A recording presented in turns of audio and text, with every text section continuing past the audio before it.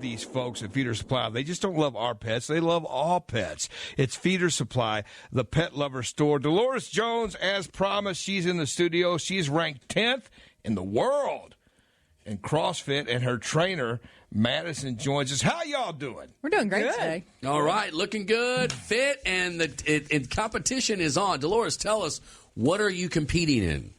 It's the CrossFit Games, and it's with my particular division is 20. There's 20 women who they've come down from. We were right at about 1,600 that actually entered, and so now I'll go against the top 20 best. Okay, right. but you're ranked 10th in the world.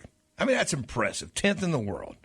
But you don't just compete in CrossFit. You're an athlete. I mean, look at you. You can just tell you're an athlete, okay? Well, thank you. One of the sports is tennis, and you're this great ranked tennis player here in Louisville. But yet my wife beat you. My gosh. So does that make my wife, in a way, isn't my wife the 9th most fittest person? Hang on. I call foul on that. I figured you'd bring that up. Let's bring her into CrossFit. Come on. Right. Hey, his wife is a go-getter. She won't back down from that. Okay. All jokes aside, though, she ranked 10th in the world, and that's impressive. And we're going to talk about that. But first, what makes this even more impressive, in my opinion, is how you got to be 10th in the nation. We're going to go back to last year, in the world. Last year, you go through all the qualifications, you compete, and you wind up being ranked 17th in the world. On day one, you break your humerus, is that right? Now you've come back from that. Talk about that for a second. Yeah, that was devastating. I've never had that kind of break before. I've broken my toes, and that wasn't much. But I was climbing on the obstacle course, and I fell off. And when I fell, I knew something was wrong, but come to find out, it was very wrong. You just landed wrong and snapped? Oh, she scorpioned. Yeah. Oh. Arm over her head. All these CrossFit terms. Right. She did a burpee scorpion. I don't know. Ooh, that sounds impressive. I like that. It wasn't good. Yeah. Oh, my gosh. Did you know when you saw it? I did. There were expletives on the camera when I was filming. Yeah. It's like blank. Yeah. And that's actually Madison talking right now. You're the trainer. You train Delores.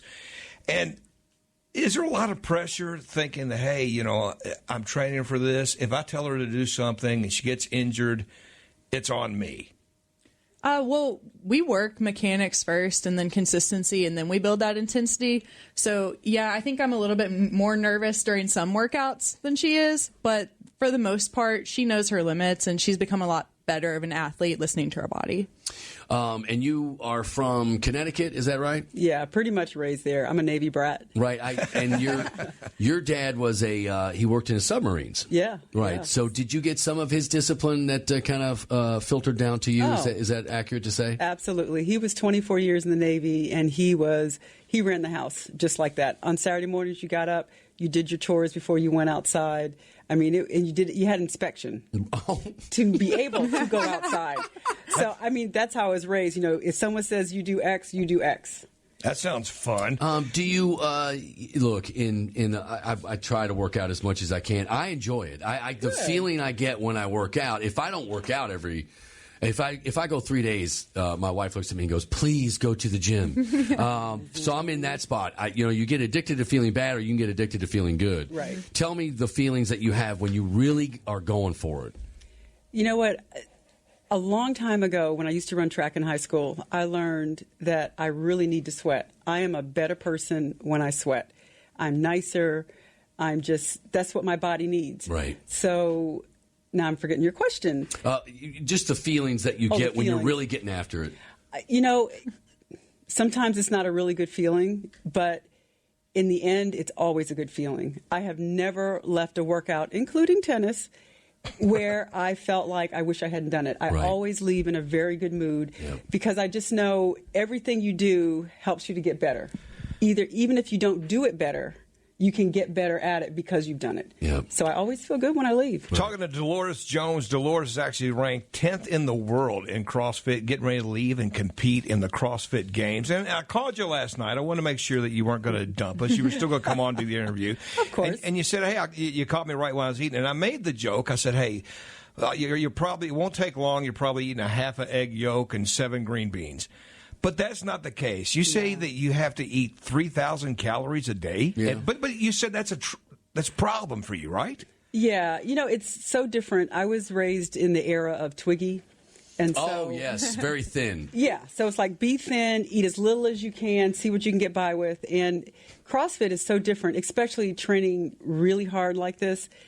My trainer would like for me to hit 3,000. Honestly, I've never hit 3,000, but I have to be between 2,000 and 3,000, which is difficult. Yeah, I think it is. If you grow up, I guess I see what you're saying. If you grow up in say where the portions are smaller and you're not doing that, and that super thin is ugly anyway. You got to put some mass on.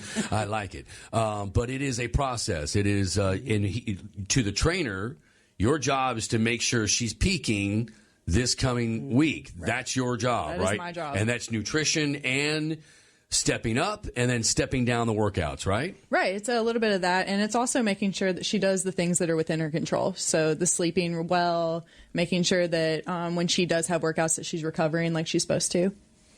So you're ranked 10th in the world, and you're getting ready to compete in these games. Is it just no fun living with you? Because I would imagine that you have to. No, but listen, here's where I'm going. I would think that all you got to do is focus on training, and all your friends are wanting to go to Sizzler for steak and Malibu chicken and beers or whatever. And your husband's probably saying, well, we got to run 90 miles on the treadmill and do 8 burpees or whatever it is you do. Can you have any fun at all when you're training? Oh, absolutely. You can? Yeah. Yes. Yeah. It's fun, dude. Yeah, what fun? How do you, you've got to watch your nutrition. You got to constantly exercise. And, and God bless you and much respect to compete at that level. But it just seems like you wouldn't be able to have any fun at all. No, absolutely. I have a blast.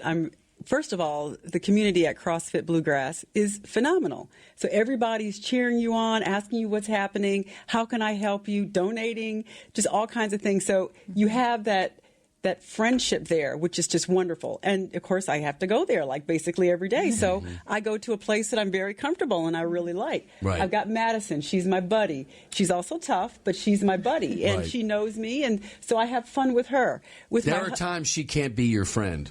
Oh, yeah. She walks with a big stick. She looks a little mean too. No, you really do. I'm serious because there's not an ounce of fat on you. Right. You're gorgeous. We gotta get Dwight to realize it's fun. Like, did you see his face when he was saying, when he was asking the question? He literally thinks this would be miserable.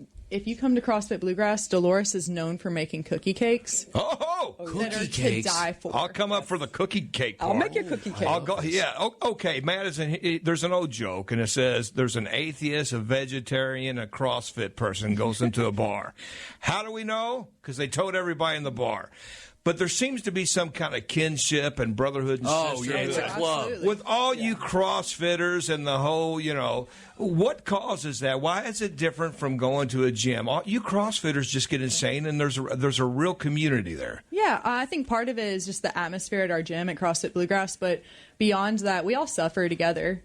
Right. We really suffer. But there is criticism also of CrossFit for older folks, back injuries, neck injuries. You're deadlifting some stuff, and some people will say that's in the workout arena that would say you don't need to do that kind of stuff. What do you say to that? I would say that honestly, the number one cause of death in America is chronic disease. So the best way to combat that is exercise. We can find a way to scale for you. We can find a way to make sure that your mechanics are coming first. You're consistently hitting those mechanics, and then beyond that, after that, we would increase that intensity. Delores Jones is our guest, ranked 10th in the world. The world. That's impressive. And her trainer, Madison's in here with us. And I want to talk to Delores. How often do you have to train for something like this, and how long? It depends on, for this, I'm 5 days a week. On average, about 3 hours a day. When I work out with Madison, it's like an hour and a half. But then when she goes, I'm still usually finishing How do you up. fit in 3 hours a day? When do you go? You just do it. Yeah, you find it. When do you go? Do you go? I mean, Sometimes it's 5:30 in the morning. with the 5:30 in the morning and already. Here's what I'll tell you. There's studies that have been done that will attach, if you look at people that work out at least 3 to 4 days a week, and at the early morning 5:30, they're all CEOs, they're doctors, the head of industries. They're all the people that are leaders in their industry, are people that are there at 5 in the morning, and they get ready at the gym after they're finished. Right. You see those guys? When I'm walking in at 8, these guys are already walking out in their suits and their bags, and those guys are CEOs. And it's tied to the same. You can put a chart to it. Now, when you get there, so we're going up to Wisconsin, you're going to compete with 20 other women in your age group. You've already whittled it down from 1,600 to 20. But you don't know what the tasks are going to be. Is that accurate? Right. What do we think? Do you have a good idea? Is there 50 different things, or do they come up with new things to do every single year? Sometimes they come up with new things. I mean, like the obstacle course last year was a new thing. Right. A couple years ago, the swimming was a new thing. Right. So those aren't things that we do in the gym. But some things are going to be the regular things. Some things are going to be the push-ups, the pull-ups, the rope climb, right. the wall balls. What? Yeah, when we come, we got to take a break. But when we come back, I want to go back to last year. Okay. And there's some questions, and I got one more question for you as well. But let me tell you first about Wright Mechanical Heating and Air. Man, it is getting ready to get hot again. We had a nice little break, but now it's going to be heating up. Have you had your air conditioning unit checked? You could cause a lot of trouble if you haven't. Or maybe your air conditioner's on the fritz. I don't know. Either way, call my friends at Wright Mechanical Heating and Air. WRIGHT. 3 generations they've been in business, and they don't use scare tactics. They come up and they give you upfront pricing. They're going to tell you exactly what's wrong with your unit. It might just be a wiggling pin, falling out of a wobbling rod. They'll tell you that, and they'll fix it. Wright Mechanical Heating and Air. They're proud of that Wright name. 3 generations of a lot of knowledge. WrightMechanical.com. Back after this on News Radio 840 WHAS. iHeartRadio.